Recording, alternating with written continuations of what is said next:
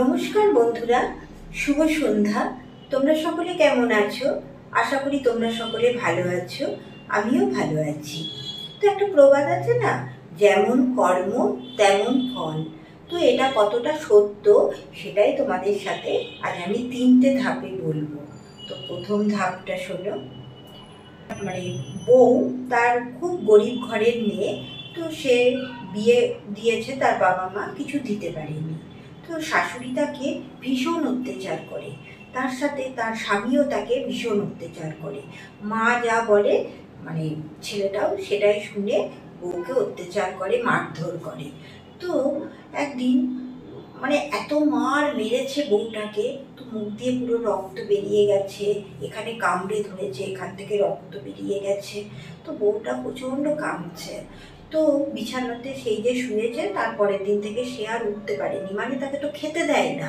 সে একদম দুর্বল অবস্থায়, সে কাউকে কিছু বলতেও পারছে না, চুপচাপ শুয়ে আছে।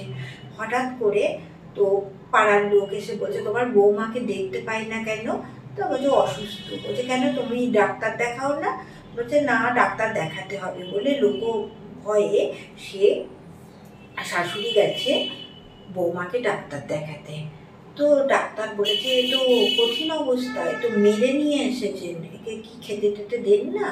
তো তখন বলেছে যে না না খাই, এরকম বলার পর তখন দেখা যাচ্ছে যে বৌমার ক্যান্সার হয়ে গেছে। না খেতে পেয়ে অত্যাচারে ক্যান্সার হয়ে গেছে। তো ক্যান্সার হয়েছে শুনে শাশুড়ির তো কি আনন্দ, এবার তো বৌমা মারা যাবে, ছেলের আর একটা বিয়ে দেব। তো বেশ কিছুদিন পর বৌমা মারা গেল, তো শাশুড়ি আবার ছেলের বিয়ে দিলেন। তো এত আনন্দ, সেই বউটাকে খুব ভালোবাসেন, অনেক বড় লোকের মেয়ে, তো তাই জন্য বউটাকে ভীষণ ভালোবাসতেন তিনি। তো বড় ভীষণ ভালোবাসে বউকে। তো এইভাবেই সংসার চলছে। শাশুড়ি তো সংসার থেকে ছাড়া পেয়ে গেলেন, কিন্তু ভগবানের কাছে তো ছাড়া পাবেন না। এটা তো যা কর্ম করবে তার ফল তোমাকে পেতেই হবে। অন্ধকার, ভোরবেলা কেউ নেই, তো যেই ফুলের গাছে হাত দিয়েছে বিশ্বাস করতে পারবেন না, ওখানে মৌমাছির চাক ছিল পুরো। সেই চাক এসে তাকে এমনভাবে কামড়েছে, পুরো একদম মুখ ফুলে বিষাক্ত হয়ে শয্যাশায়ী হয়ে না খেতে পেয়ে মারা গেলেন।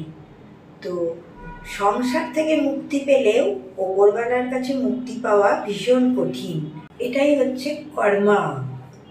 আর নাম্বার টু হচ্ছে পাশের বাড়িতে ঝগড়া লেগেছে, তো এই জানলা থেকে টুকি মারা, ওই জানলা থেকে টুকি মারা, আর কি আনন্দ, স্বামী স্ত্রীর গোপন কথাগুলো সব শোনা যাচ্ছে ঝগড়াতে। স্বামী চিৎকার করে বলছে, আরও কথা বার হয়ে যাচ্ছে, সেগুলো শুনছে। ভালো করে জানলা দিয়ে হয়তো শুনতে পাচ্ছে না, একদম দরজায় কান লাগিয়ে শুনছে। শোনা হলো, বেশ মজা নিল। পরের বাড়ির ঘটনাটা তার মনে গেঁথে গেল, কি আনন্দ। একদম চিন্তা করতে পারবেন না, তার ঠিক সময়ের অপেক্ষা, তার ঠিক 3 দিনের মাথায় আপনার বাড়িতেও কিছু না কিছু ঘটনা ঘটবে। আর এমনই চিৎকার চেঁচামেচি হবে, আপনি বিশ্বাস করতে পারবেন না। ওর যা ঘটনা শুনেছিলেন, আপনার বাড়ির ঘটনা তারা আরও শুনবে, তারাও সেরকমভাবে মজা নেবে। এটাই হচ্ছে কর্মা।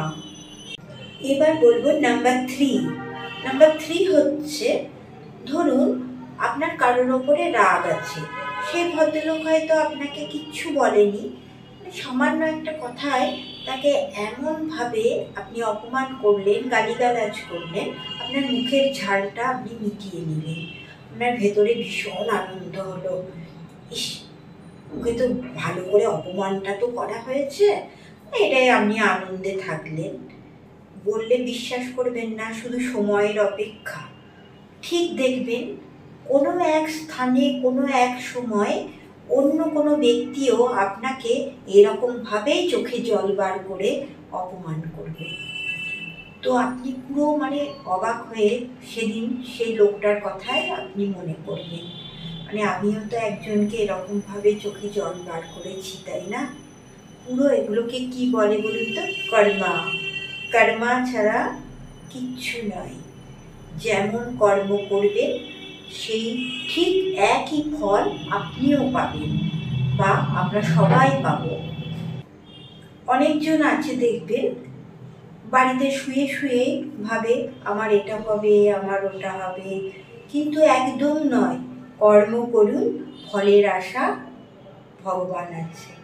তো এটাই কাজ আমাদের করে যেতে হবে, ফলের আশা করা যাবে না, কিন্তু ফল আমরা পাবই।